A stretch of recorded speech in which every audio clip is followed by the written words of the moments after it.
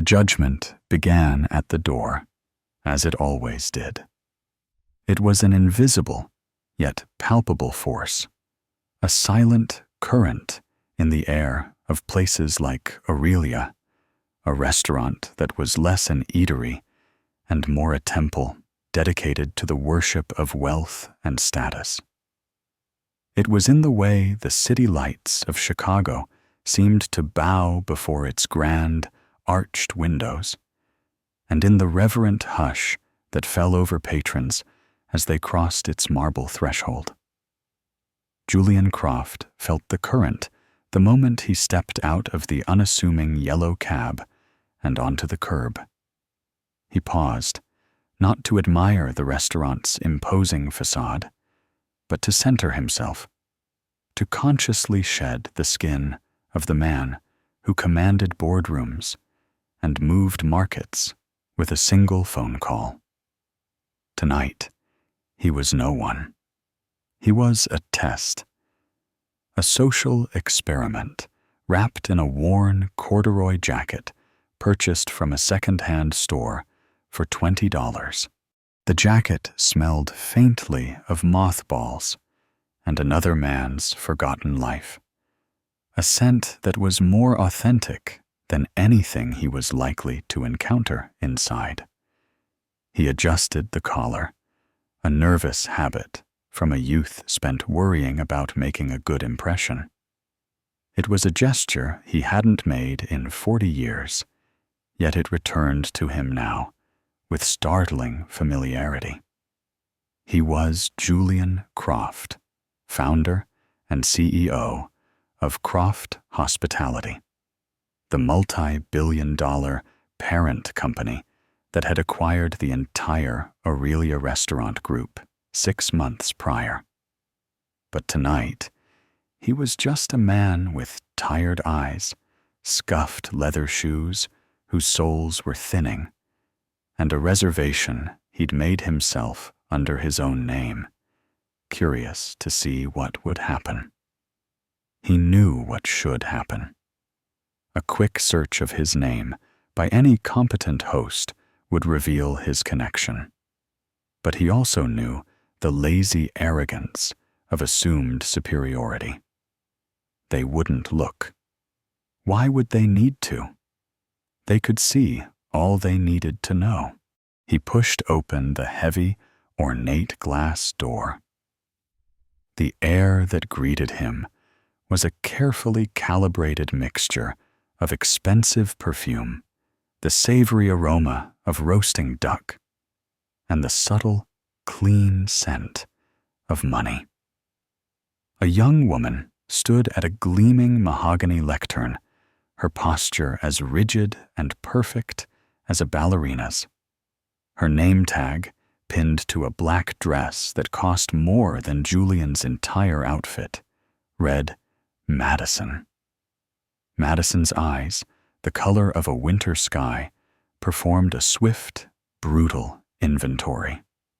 It was a practiced skill, honed by seating hundreds of the city's most powerful people. Her gaze started at his shoes. A fatal first impression traveled with disdain up the frayed cuffs of his trousers and the unremarkable landscape of his corduroy jacket, and finally landed on his face. She saw the lines of fatigue, not the quiet intensity of power. She saw age, not wisdom.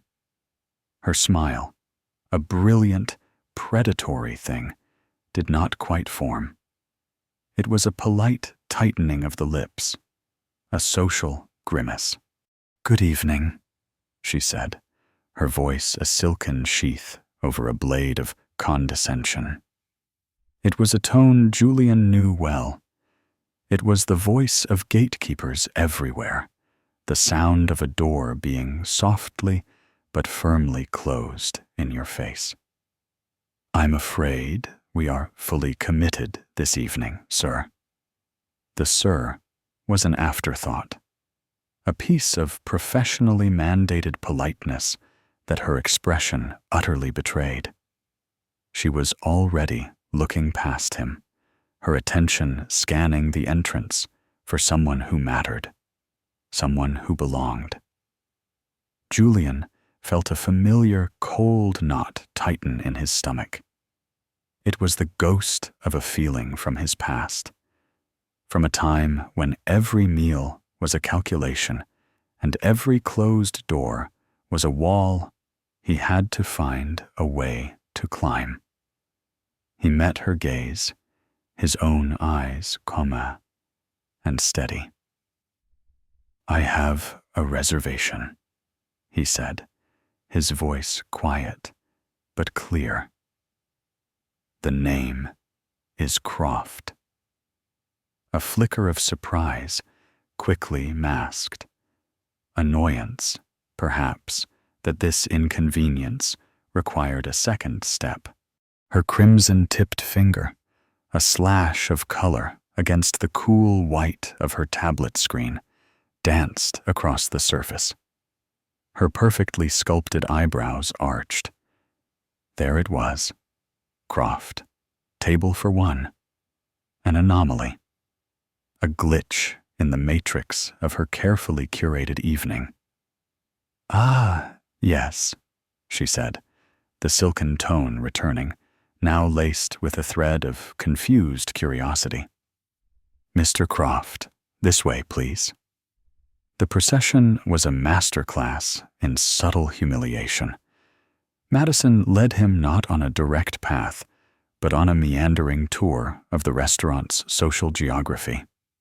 It was a deliberate performance for the benefit of the other diners, a public demonstration of his lowly status. They passed the coveted window tables, where elegantly dressed couples laughed softly, the city's glittering skyline their personal backdrop. They passed the plush, semicircular booths, the domain of the city's power brokers, where deals were sealed over plates of glistening oysters and glasses of vintage champagne. With every step, Julian could feel the unseen eyes of the other patrons, their glances a mixture of pity and contempt for the man who so clearly did not belong. Madison's stride was brisk, her back ramrod straight. She was a general, leading a prisoner of war through the heart of her territory. The whispers of conversation, the clinking of glasses, the soft strains of a jazz trio in the corner.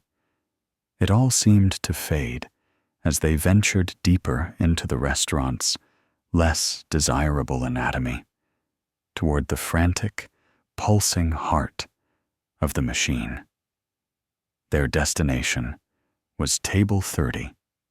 It was less a table and more an island of exile, a small, wobbly two-top wedged into a forgotten corner.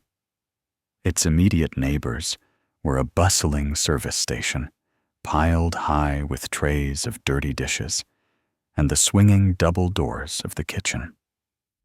It was the restaurant's Siberia, a place of banishment for walk-ins, complainers, and those deemed unworthy of the main stage.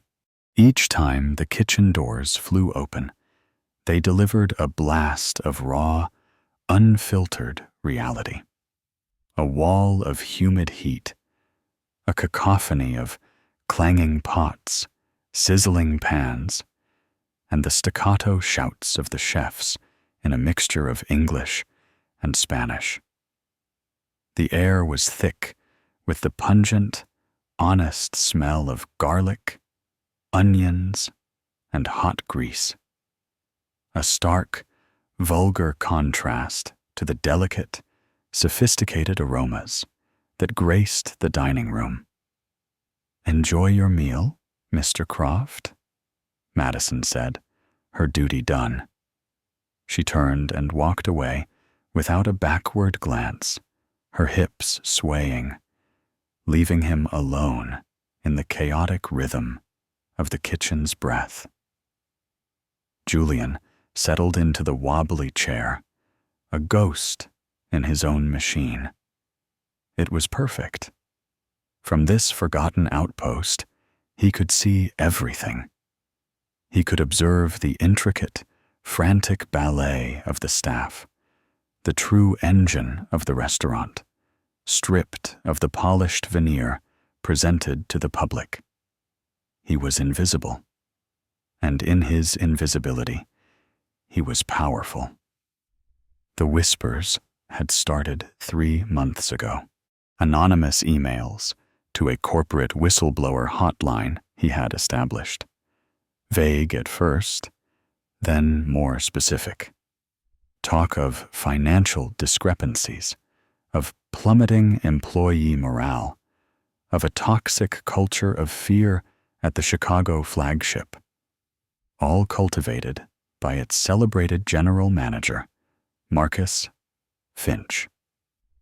Finch was a star in the industry, a man known for his charm and his ability to deliver impressive numbers. The numbers, Julian had noted, were indeed impressive. Almost too impressive. Profits were up 20%, while food costs had somehow dropped by 15%. It was a mathematical anomaly that set off alarm bells in Julian's experienced mind. He could have sent his auditors, a team of sharp-suited sharks who would have torn through the books. But they would have seen only what Finch wanted them to see. Truth, Julian had learned over a long and complicated life, was rarely found in spreadsheets. It lived in the shadows, in the unguarded moments, in the weary slump of a busboy's shoulders, and in the way people treated those they believed had no power. A woman approached his table, her movements efficient and contained, a small island of calm amidst the surrounding chaos.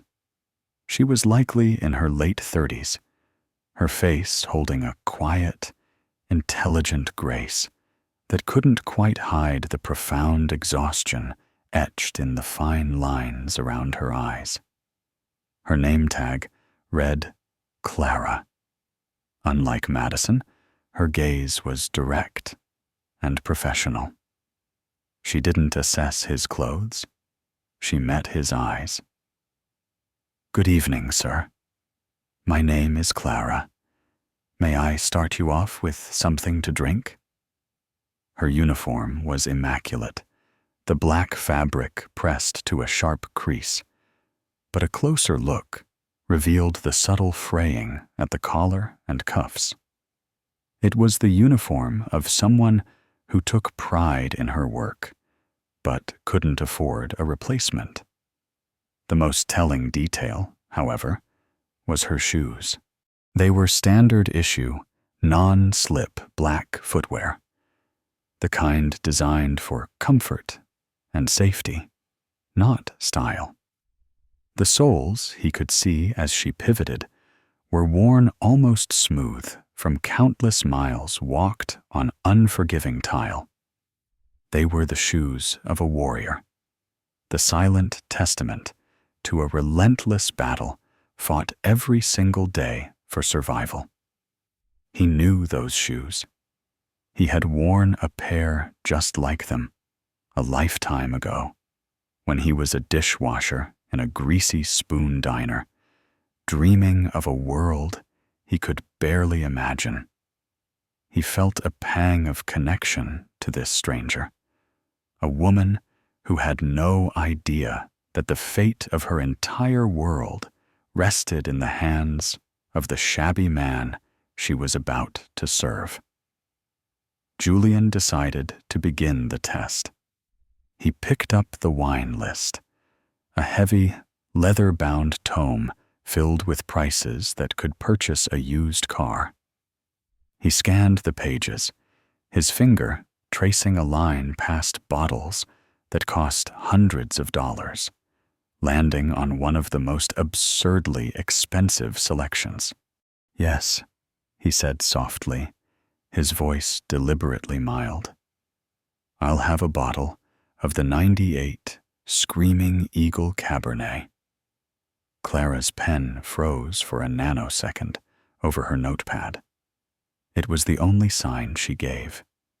There was no gasp, no wide-eyed shock that this disheveled man was ordering a $3,000 bottle of wine from a wobbly table next to the kitchen. Her expression remained a mask of professional neutrality.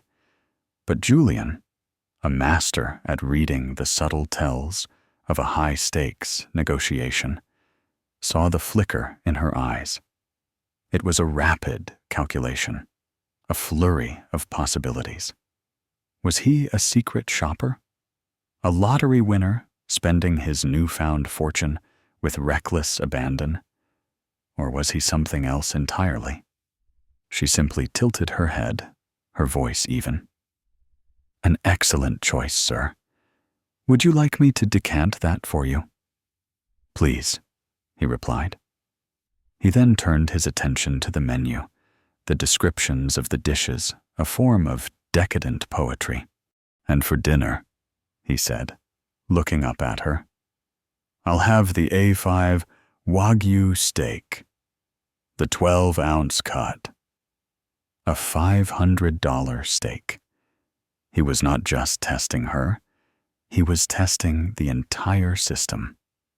He was a glitch in their carefully curated reality, a walking, talking paradox. A man dressed in rags, ordering a meal fit for a king. How would they react? Would they demand to see his credit card? Would they discreetly inform him of the price? Clara merely nodded, her composure unshakable. "Very good, sir. A wonderful pairing." She collected the menus, her movements fluid and economical, and disappeared through the swinging doors, leaving Julian in the chaotic rhythm of the kitchen's breath. He had presented an anomaly, and she had absorbed it without breaking stride. He was impressed. Moments later, a different figure emerged from the dining room's elegant depths and approached his table. This was a man who moved with the predatory grace of a shark gliding through water. He was tall and impeccably dressed in a dark, tailored suit that seemed molded to his athletic frame. His hair was perfectly coiffed, and his smile was a polished, dazzling thing that didn't reach his cold, calculating eyes. This, Julian knew instantly, was Marcus Finch. Finch held the bottle of Screaming Eagle cradled in a white linen cloth, presenting it as if it were a holy relic. "Mr. Croft," Finch began, his voice a low, conspiratorial purr that was both intimate and unsettling. "An exceptional selection. I am Marcus Finch, the general manager. I wanted to personally ensure your experience with us is nothing short of perfect." Finch's attention was a spotlight, and Julian could feel the temperature of the room shift. The staff, who had previously ignored him, now cast curious, sidelong glances his way. He was no longer a misplaced academic.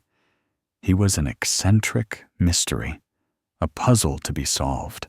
Finch performed the ritual of opening and decanting the wine with a theatrical flair, a performance of subservience that was undercut by the intense, analytical way he studied Julian. He was trying to place him, to categorize him, to assess his value. "Are you celebrating a special occasion tonight?" Finch asked, his tone dripping with a manufactured intimacy that felt vaguely obscene. "You could say that," Julian replied, his voice deliberately flat, offering no purchase for Finch's smooth inquiries. "I'm assessing an investment." This was the first hook cast into the water. Finch's smile tightened infinitesimally at the corners. The word investment had registered. "Indeed," he purred. "In this economy, one must be prudent. I assure you, Aurelia is a very sound establishment." The meal, when it arrived, was a masterpiece of culinary art. The steak was cooked to perfection, a glistening jewel on a stark white plate. Yet Julian barely tasted it.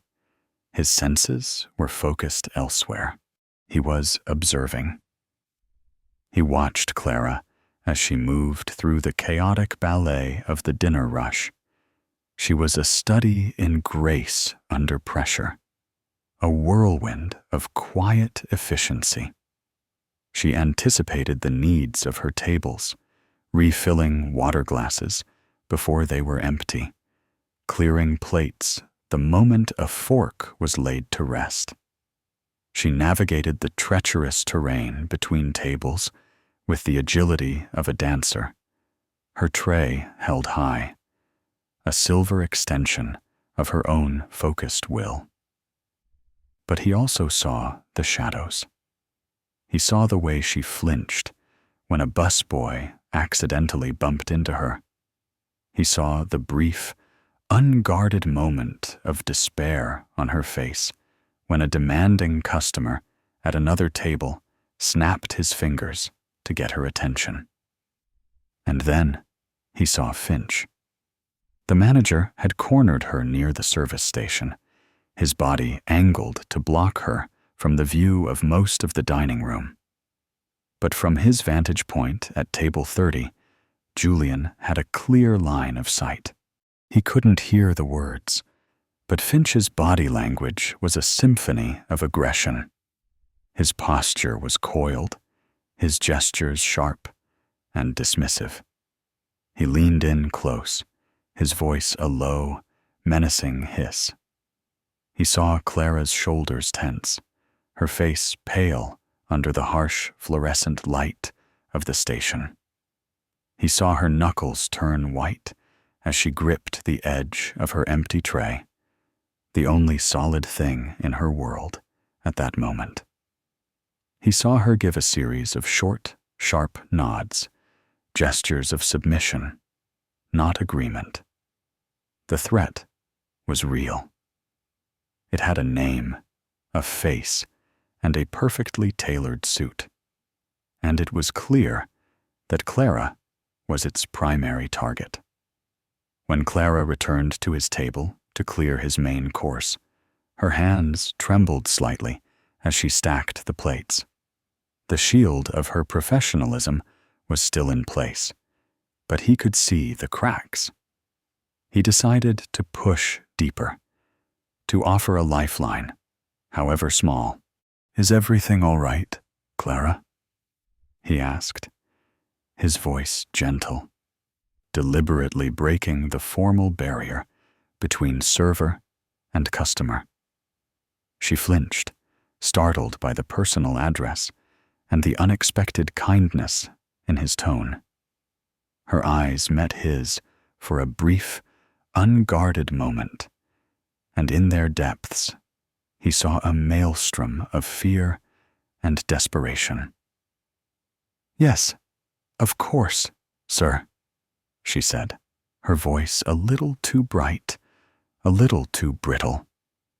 "Everything is fine. Did you enjoy the steak?" "It was informative," he replied cryptically. He settled the bill in cash. He pulled a thick stack of crisp, new $100 bills from a simple money clip in his pocket and laid them on the table. The audacity of the cash payment was another part of the test. In a world of black cards and corporate accounts, A large cash payment was an anomaly, a signal of something outside the norm. He calculated the tip meticulously in his head, a full 50%, and laid it on top of the bill. The total was $3,867. He left $4,000, an amount that would be life-changing for someone like Clara. As he prepared to leave, he saw Finch watching from across the room. His eyes narrowed slits of suspicion. Finch saw the cash, the ridiculously large tip, and his expression morphed from suspicion to a kind of predatory hunger. This wasn't just an eccentric customer. This was a mark, a whale to be landed. Clara approached the table to collect the bill folder, her movements now hurried, almost frantic. She seemed eager to get the transaction over with, to escape the charged atmosphere that now surrounded the table. As she reached for the folder, her hand brushed against his. It was as cold as ice. She gathered the plates, the wine glasses, and the folder containing the money. In her haste, a single folded linen napkin was left behind on the table. It seemed like an oversight, a simple mistake in the rush of her duties. But Julian knew it wasn't. His instincts, honed over decades of high-stakes negotiations, where a single misplaced word or a subtle shift in posture could cost fortunes, screamed at him. This was a signal, a dead drop. He casually picked up the napkin, his movements slow and deliberate. It was heavier than it should be. His heart began to pound a slow, heavy drumbeat against his ribs. Shielding the napkin with his hand, he unfolded it under the table. Tucked into a fold was a small, tightly folded piece of paper ripped from her order pad. The paper was cool and slightly damp against his skin. With his back to the dining room, he unfolded the note. The handwriting was a rushed, sharp scrawl. The letters slanted and urgent. 5 chilling words that changed the nature of his investigation entirely. The ledgers are a lie. Doc 4. It wasn't a plea for help. It wasn't a cry for a savior. It was a piece of intelligence. It was a calculated, desperate risk from a woman with everything to lose. She hadn't just served him dinner. She had armed him. She had seen something in him, some glimmer of hope in the quiet, observant man at the forgotten table, and she had placed her entire future in his hands. Julian folded the note carefully and slipped it into his pocket. He stood up, his chair scraping softly on the tile floor. He walked out of Aurelia, past the service station, past the power booths and the window tables. As he reached the entrance, Madison, the hostess, gave him a look of utter, baffled curiosity. The shabby man was leaving, having spent a small fortune, leaving a mystery in his wake. He stepped out into the cool Chicago night, the city lights blurring before his eyes. The 5 words from the note burned in his mind like a brand. The game had changed. This was no longer just about poor management or a toxic work environment. This was about a lie. And Julian Croft hated lies more than anything else in the world. The call was made from the sterile, soundproof quiet of his armored Maybach as it slid through the city's glittering veins. The vehicle was a rolling fortress, a mobile command center disguised as a luxury sedan. "Ren," he said into the encrypted phone. His voice was low and hard. "I need you. Full diagnostic on the Aurelia flagship. I want you to pull apart their entire digital infrastructure. Focus on shipping, receiving, and all accounting ledgers for the past 6 months. The keyword is Doc 4. Ren, a man who spoke in clipped, precise sentences and thought in tactical maneuvers, was Julian's head of security. A former MI6 operative who had traded the world of international espionage for the equally treacherous world of corporate security. Ren was a digital ghost, a master of the unseen. His reply was immediate and succinct. "On it." For the next 48 hours, Julian's quiet, unassuming life was replaced by the silent, humming efficiency of his private intelligence team. Ren operated out of a nondescript office building in the financial district. A sterile, climate-controlled environment filled with humming servers and glowing screens. His team was a collection of the best white-hat hackers, forensic accountants, and data analysts money could buy. They didn't storm the castle. They seeped through the cracks, moving through firewalls and encryption like smoke. The first report came at 3 a.m. The following morning, Julian was in his penthouse apartment overlooking a sleeping city when his secure line buzzed. "We're in," Ren's voice crackled, devoid of emotion. "Finch is running a 2-tiered accounting system. There's a ghost partition on his office server, triple encrypted. It took us a while to crack, but we're inside. The official books are clean. The shadow ledger, it tells a different story." The story that unfolded over the next few hours was one of systematic, audacious fraud. Finch had set up a shell corporation, a phantom entity named Apex Gourmet Imports.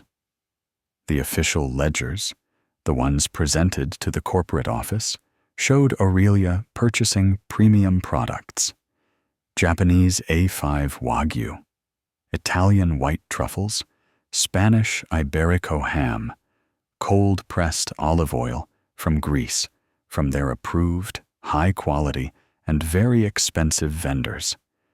The invoices were pristine, the numbers all aligned.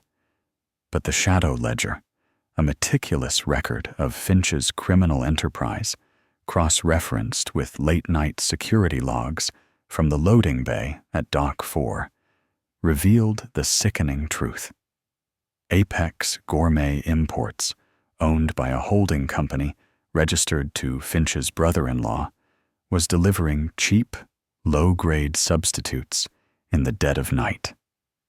The premium goods were either never ordered at all, or a small amount was purchased to maintain appearances, while the bulk was sold off for cash on the black market.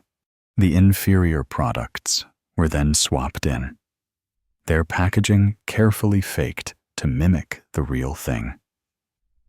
Finch was poisoning the supply chain, pocketing millions by charging his customers for a luxury experience he was failing to provide. But it was worse than that. Ren's team began a deep dive into Apex's suppliers. They weren't just cheap. They were dangerously negligent.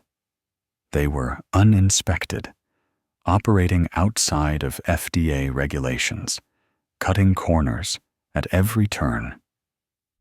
The grade D beef came from a slaughterhouse that had been cited for multiple health code violations. The fish was of questionable origin, often mislabeled to hide its true, cheaper species. The produce came from farms with spotty safety records and documented pesticide misuse. It wasn't just fraud. It was a ticking time bomb, a public health crisis waiting to happen. Finch wasn't just stealing from Julian's company. He was endangering the lives of his customers, all for the sake of his own greed.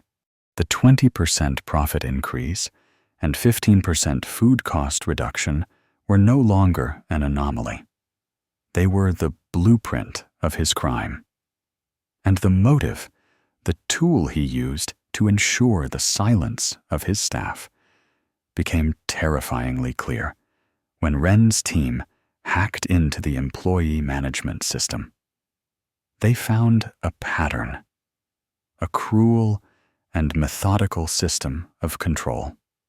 Finch targeted employees in vulnerable situations, single mothers struggling to make rent, recent immigrants with limited English skills, workers buried under mountains of medical debt. He would manufacture performance issues, create impossible metrics, and then use the threat of termination and the critical loss of their health insurance as a weapon of coercion. He had turned his staff into silent, terrified accomplices, forced to choose between their conscience and their family's survival. Clara Rossi's file was a portrait in quiet desperation. Wren's investigation into her personal life was swift and discreet.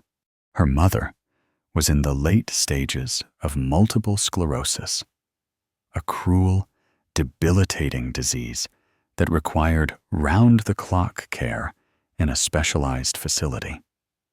The cost was staggering, a relentless financial hemorrhage that had drained every penny of the family's savings. The debt was astronomical, a weight that was crushing Clara. Finch knew this.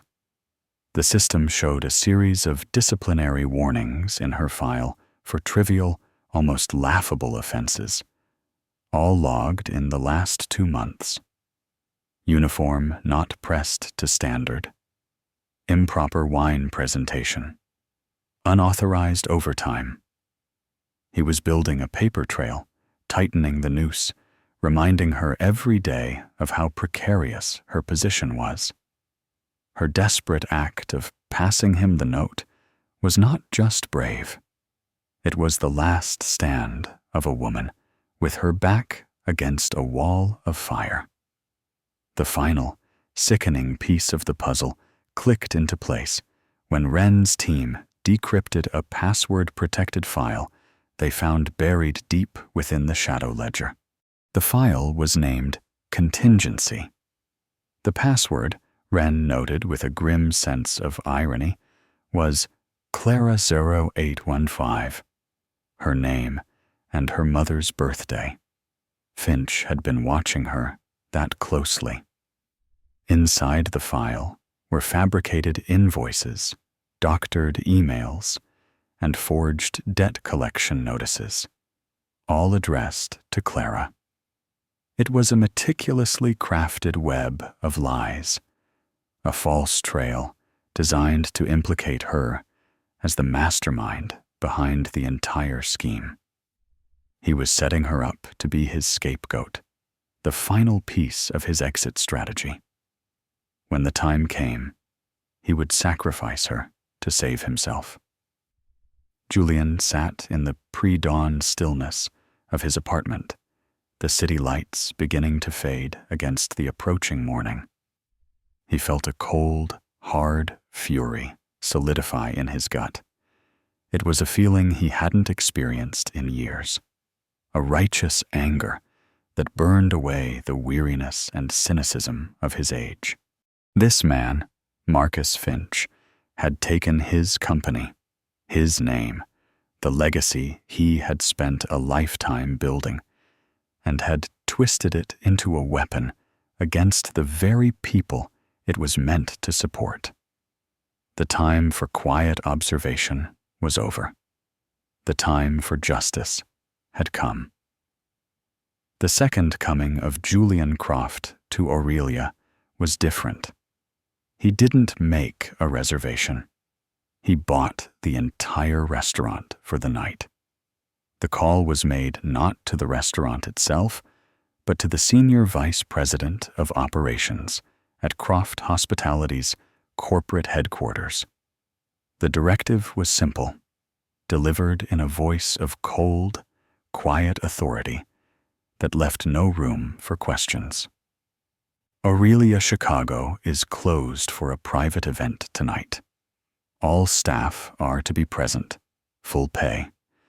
Inform Mr. Finch the client is Julian Croft, and tell him I expect him to be waiting for me at the door. The news sent shockwaves down the chain of command. Julian Croft himself, the reclusive, almost mythical founder, was making a personal visit. For Marcus Finch, it was the culmination of all his ambitions. He saw it as an audition, a chance to impress the king himself. He spent the entire day in a frenzy of preparation, barking orders, polishing every surface until it gleamed, ensuring every detail was perfect. He imagined the accolades, the promotion, the ascent to the corporate stratosphere that was surely his destiny. His greed and arrogance had made him blind. At precisely 8:00 p.m., the black Maybach, silent as a shadow, purred to a stop outside the restaurant. Finch was waiting on the sidewalk, his face a mask of obsequious welcome. He was dressed in his finest suit, his hair slicked back, his predatory smile now aimed at what he perceived to be the ultimate prize. He saw the car, a vessel of unimaginable wealth. He saw the perfectly tailored suit on the man who emerged, a suit that whispered of bespoke craftsmanship and quiet power. He saw the aura of command. But he did not see the man from table 30. His brain, so attuned to the superficial signifiers of status, simply couldn't make the connection. Power, to Finch, was a costume, and this man was wearing the right one. "Mr. Croft, an absolute honor. Welcome, welcome to Aurelia," Finch gushed, bowing slightly, his voice thick with feigned reverence. "We are entirely at your disposal tonight. My staff and I are here to ensure your evening is unforgettable." "I have no doubt it will be, Marcus," Julian said, his voice level and cold. He walked past Finch, his expensive, handmade leather shoes making no sound on the pavement. He entered the empty, silent restaurant. The stillness was unnerving. Every table was perfectly set, every glass gleaming, every candle lit, waiting for guests who would never arrive. The jazz trio played softly in the corner, their music a lonely sound in the cavernous room. "I have only one request for the evening," Julian said, stopping in the center of the room, turning to face the fawning manager. "I want my own personal server. I want Clara Rossi." Finch's smile faltered for a second, a barely perceptible glitch in his polished facade. "Clara? Mr. Croft, she is one of our junior servers. A bit overwhelmed at times. I can assign you our most experienced staff, our top sommelier." "That wasn't a suggestion," Julian cut him off, his voice dropping an octave, the steel beneath the velvet now exposed. "It was a directive. Get her." A nervous-looking busboy was dispatched to the kitchens. Minutes later, Clara emerged, her face pale with confusion and a deep, gnawing fear. She saw Julian standing there, transformed. The worn corduroy was gone, replaced by a suit that cost more than her car. The weary professor was gone, replaced by a man who radiated an aura of absolute, unshakable power. She looked from him to Finch and back again, her mind racing, trying to make sense of this impossible scene. Had she been found out? Was this some elaborate trap? "Good evening, Clara," Julian said, his voice softening as he addressed her, a stark contrast to the tone he had used with Finch. "Please, don't be alarmed. I asked for you specifically." He gestured to the best table in the house, the prime window booth he had been paraded past 2 nights before. "Please, join me." Now Finch was completely bewildered, his carefully constructed world tilting on its axis. Clara, white as a sheet, hesitated. "It's all right," Julian said gently. "Sit." She sat, perching on the edge of the plush leather seat, as if she expected it to eject her at any moment. "Marcus," Julian said, turning his cold gaze back to the manager. "You can stand." The air crackled with tension. Julian looked at Clara, his eyes kind. "2 nights ago, I sat at table 30. You served me a $500 steak and a $3,000 bottle of wine. Do you remember?" Clara could only nod, her throat too tight to speak. Her eyes darted towards Finch, who was now beginning to look distinctly uneasy. The pieces were starting to click into place in his mind. The strange old man, the extravagant order, the cash, the name Croft.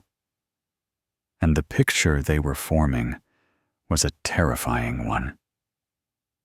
"That steak," Julian continued, his voice dangerously quiet, each word landing like a hammer blow in the silent room, was not A5 Wagyu. It was a cheap, grade D cut of beef from an unregulated supplier in New Jersey, a company with a history of health code violations. The wine was authentic. You're not stupid enough to fake a sealed bottle, but the olive oil, the fish, the vegetables, all of it fraudulent. All of it supplied by a shell company called Apex Gourmet Imports. Finch took an involuntary step back, a strangled noise escaping his throat. A sheen of sweat appeared on his forehead, gleaming under the soft lights of the chandeliers. I don't know what you're talking about. This is absurd." "Is it?" Julian's voice was like chipping ice. "Let me refresh your memory. I have a copy of your shadow ledger, the one that details every fraudulent transaction, every dollar you've siphoned from this company while systematically poisoning our customers. I have the invoices from your shell corporation. I have the security footage from Dock 4 showing the late-night deliveries. I have the bank records for the offshore account in the Cayman Islands where you've been stashing the profits."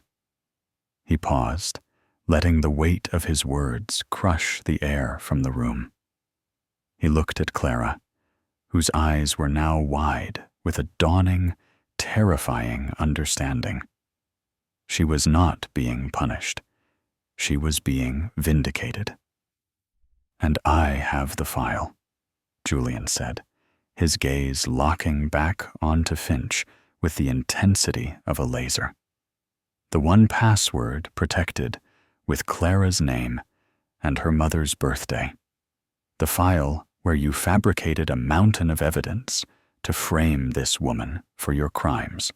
A woman you've been systematically terrorizing, blackmailing, and threatening. All because you knew her mother's life depended on the health insurance this job provides. Finch's facade shattered completely. The polished veneer of the charming manager cracked and fell away, revealing the panicked, cornered rat beneath. "You can't prove any of this," he stammered, his voice thin and reedy, a pathetic shadow of its former confident purr. "It's my word against a disgruntled employee." "That's where you're wrong," Julian said calmly. "It's not my word, and I don't have to prove anything." He gave a slight, almost imperceptible nod towards the entrance. "They can." As if on cue, the grand front doors of Aurelia opened. Two men in dark, conservative suits with FBI credentials entered, followed by several agents from the Food and Drug Administration's Office of Criminal Investigations. They moved with a quiet, undeniable authority, their presence sucking all the remaining oxygen from the room. Finch turned a ghostly shade of white. His eyes darted around the room, looking for an escape that didn't exist. One of the FBI agents approached him, his face a mask of grim professionalism. He held up a pair of handcuffs. "Marcus Finch," the agent said, his voice devoid of emotion. "You're under arrest for wire fraud, racketeering, and conspiracy to violate the Federal Food, Drug, and Cosmetic Act." Finch looked at Julian, his face a mask of disbelief and pure, unadulterated hate. You're just a customer." Julian allowed himself a small, grim smile. "I am the man who signs your paycheck.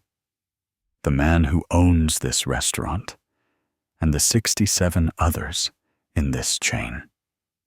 He took a step closer, his voice dropping to a near whisper so that only Finch could hear him over the soft jazz music.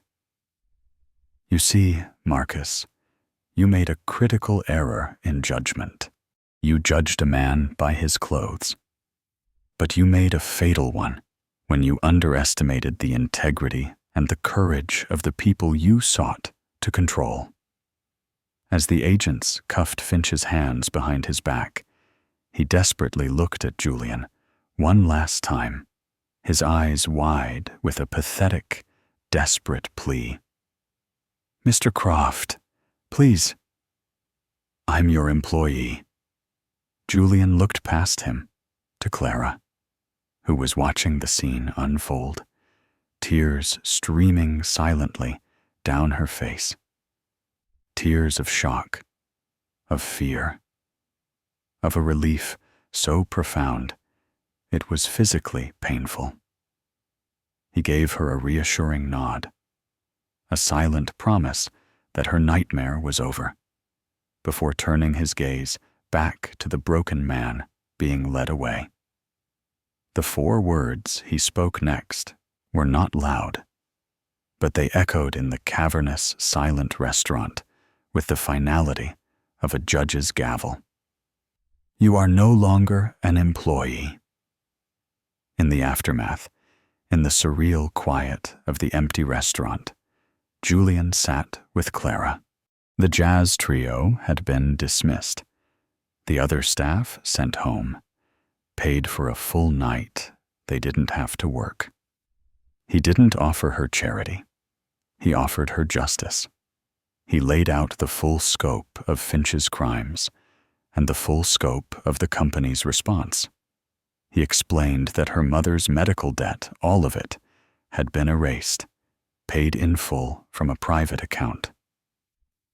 He told her that a permanent, fully funded healthcare foundation was being established for all employees of Croft Hospitality and their families, effective immediately, ensuring that no one would ever have to choose between their job and the life of a loved one again. I don't know what to say, she whispered, her voice thick with emotion. Thank you, Mr. Croft. You've saved my mother's life. You've saved my life. You have it backwards, Clara, he said, his own voice humbled. I should be thanking you. You took an incredible risk.